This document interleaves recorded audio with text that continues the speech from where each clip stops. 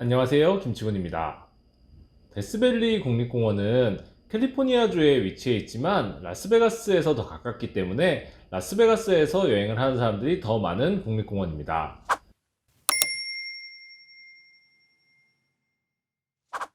데스밸리라는 이름답게 여름에는 한낮의 온도가 40도가 아니라 50도 이상으로 올라가는 경우도 있을 정도로 굉장히 뜨거운 곳이기 때문에 특히 여름 시즌에는 여행에 항상 주의를 해야 되는 곳이기도 합니다. 이 데스밸리 국립공원은 보통 라스베가스에서 당일치기로 다녀오거나 아니면은 요세미티 국립공원에서 타이오가 로드를 넘는 루트를 짤 때 동쪽으로 혹은 서쪽으로 이동하는 그 과정에서 많이 들리는 국립공원입니다.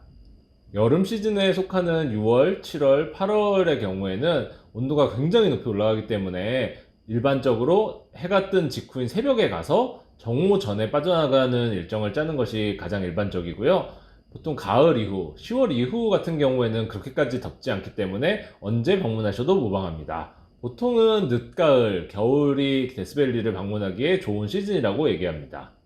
그렇다 보니까 여름 시즌에는 데스밸리 국립공원을 빠르게 반나절 만에 보고 가는 그런 일정을 많이 짜고요. 겨울 시즌에는 좀 길게 일정을 짜서 하루 종일 데스밸리 국립공원에 시간을 할애하는 경우도 많습니다. 데스밸리 국립공원의 가장 대표적인 볼거리는 해발 아래에 위치해 있는 일종의 소금 사막인 배드워터 베이슨, 그리고 누구나 손쉽게 갈 수 있는 자브라스키 포인트, 더 높은 곳에서 데스밸리 국립공원을 보고 싶다면 단테스 뷰, 국립공원 안에 있다는 것이 믿기지 않는 특별한 풍경을 가지고 있는 메스키테 사막, 국립공원에 속해 있진 않지만 초입에 있는 을씨년한 고스트타운인 리오라이트, 그리고 가볍게 드라이브하면서 다양한 색을 볼 수 있는 아티스트 드라이브가 대표적입니다. 시간이 허락한다면 더 북쪽에 있는 스카티스 캐슬에 가는 것도 좋지만 이전에 있었던 홍수 때문에 현재 캐슬엔 들어갈 수 없기 때문에 이쪽으로 향하는 사람들은 상당히 적어진 편에 속합니다. 또한 데스밸리 국립공원에도 여러 트레일들이 많은데 이런 트레일들을 걸으려면 시간이 좀 필요하기 때문에 데스밸리 국립공원 내에서 1박을 하는 것도 한번 생각해 볼 만합니다.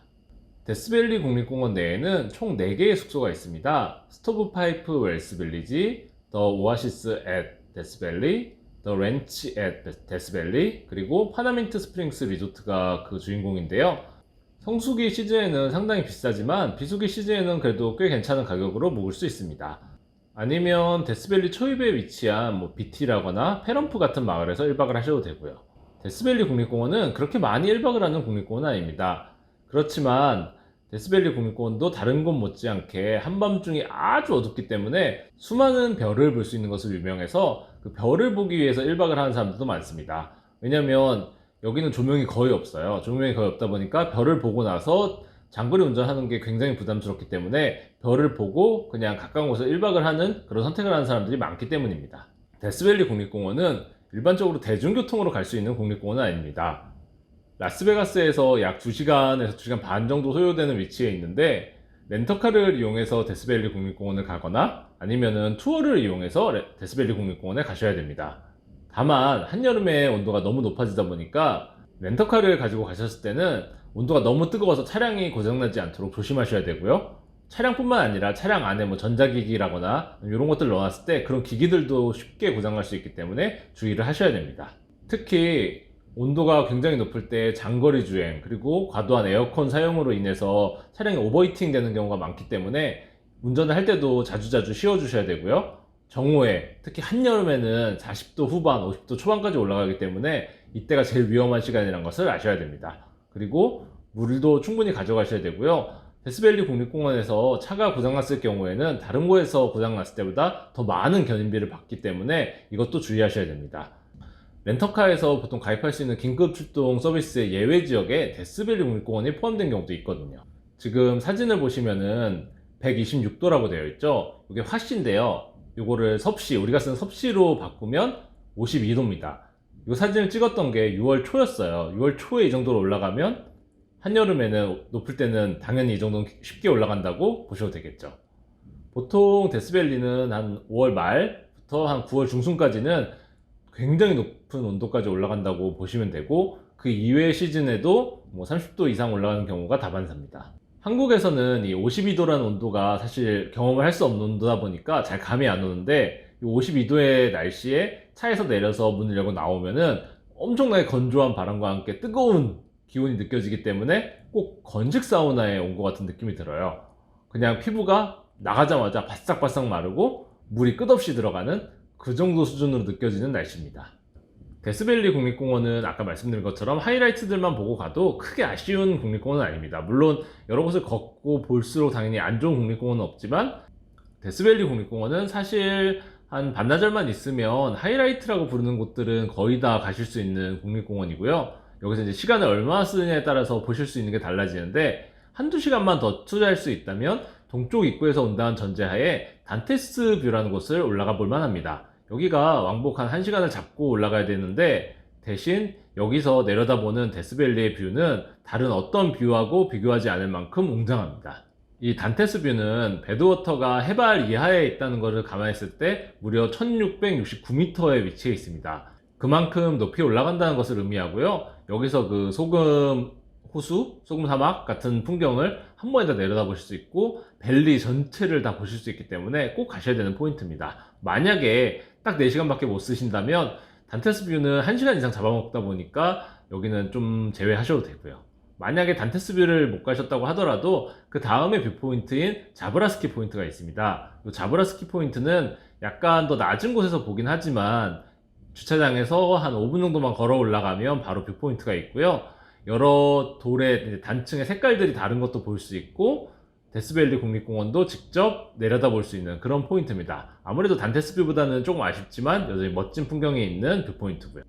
자브라스키 포인트를 지나서 이제 배드워터로 가는 길에는 뭐 하모니 보렉스 웍스 같이 뭐 붕사 제작 과정이나 당나귀를 가지고 이제 이용했던 사람들의 역사라거나 이런 역사적인 장소도 있지만, 그 전에 한 바퀴를 돌만한 곳이 바로 아티스트 드라이브입니다. 아티스트 드라이브라는 이름답게 이제 지형이 만들어낸 다양한 세계, 뭐 그림판 같은 그런 풍경을 볼 수 있는 그런 곳이에요. 여기는 원웨이로 되어 있기 때문에 딱히 뒤에서 오는 차량을 걱정하지 않고 가면서 그 풍경들을 보실 수가 있고요. 뿐만 아니라 중간중간 설 수 있는 곳도 마련되어 있기 때문에 드라이브 하면서 멋진 풍경을 볼 수 있는 그런 장소라고 보시면 됩니다. 이 아티스트 드라이브에서 조금 더 남쪽으로 내려가면 데스밸리 국립공원의 가장 유명한 포인트인 배드워터 베이슨이 나옵니다. 이 배드워터 베이슨은 바다가 아님에도 해발보다 낮은 곳에 위치해 있어요. 해발 마이너스 86m에 위치해 있는데 이곳이 바로 소금 호수가 말라서 만들어진 곳입니다. 이 배드워터 베이슨의 주차장에서 넓게 이제 소금 사막처럼 펼쳐지는 곳까지 가기에는 한 20분에서 30분 정도 걸리고요. 여기도 왕복 한 걸어서 1시간 정도 생각하시면 됩니다. 이 배드워터 베이슨 같은 경우는 하얀 배경을 가지고 사진을 찍을 수 있는 곳이기 때문에 사람들한테 많이 유명하고요. 겨울 시즌에 아주 드물게 비가 오는데, 비가 온 이후에는 바람이 안 불 때는 정말 완벽한 반영을 볼 수 있는 그런 풍경이 있는 곳이기도 합니다.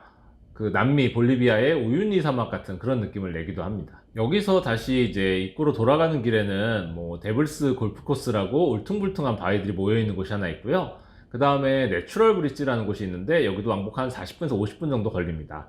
다만 내추럴 브릿지는 이제 이름에 비해서는 좀 아쉬운 모습을 하고 있고요.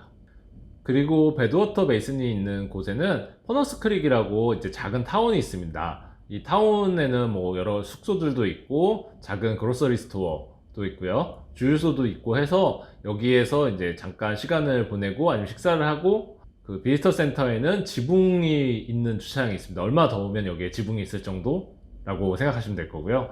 이제 여기서 좀 더 북쪽으로 가면 또 다른 유명한 장소인 메스키테 사막이 나옵니다. 메스키테 이제 사막이라고 하는 샌드듄, 모래 언덕이죠. 메스키테 모래 언덕 같은 경우에는 여기에 이런 모래 언덕이 있단 말이야? 할 정도로 좀 이제 생뚱맞은 곳에서 나오는데, 이 모래 언덕은 누구나 올라갈 수가 있어요. 그리고 주차장에서 조금만 걸으시면 되긴 하는데 정해져 있는 트레일이 없기 때문에 원하는 모래 언덕으로 가셔도 됩니다. 다만 이제 정확한 위치는 꼭 확인을 해 두시고 가시는 게 좋고요. 이 모래 언덕은 바람에 의해서 계속 모양이 변하기 때문에 갈 때마다 조금씩 다른 모양을 하고 있는 그런 모래 언덕입니다. 아무래도 이제 각도만 잘 잡으면 정말 모래 언덕, 모래 사막에 와 있는 것 같은 풍경을 연출할 수 있기 때문에 여기서 사진을 찍는 사람도 상당히 많아요. 그런데 한여름에 막 45도 이상 올라갈 때 가면은 맨발이 아니라 신발을 신은 상태로 모래를 디뎌도 엄청나게 뜨겁게 느껴지기 때문에 그것도 조심하셔야 돼요. 왜 한여름에 해변에 가면은 맨발에 그 모래바라스 엄청 뜨겁게 느껴지잖아요. 그 이상이라고 보시면 됩니다. 이제 메스키트 사막에서 조금 더 이제 서쪽으로 가면 스토브 파이프 웰스라는 곳이 나와요. 스토브 파이프 웰스도 역시 약간 퍼너스 크릭과 마찬가지로 뭐 이제 숙소가 있고 제너럴 스토어가 있고 여러 이제 편의 시설이 있는 곳이기 때문에 여기서 보통 서쪽에서 진입하시는 분들은 여기를 기점으로 삼기도 합니다. 그래도 다행히 데스밸리 국립공원 내에는 주유를 할 수 있는 곳들이 좀 있기 때문에 기름 걱정을 크게 하지 않으셔도 되긴 하지만, 그래도 데스밸리 국립공원에 오기 전에 가능하면 기름은 가득 채워 오시는 것을 추천합니다.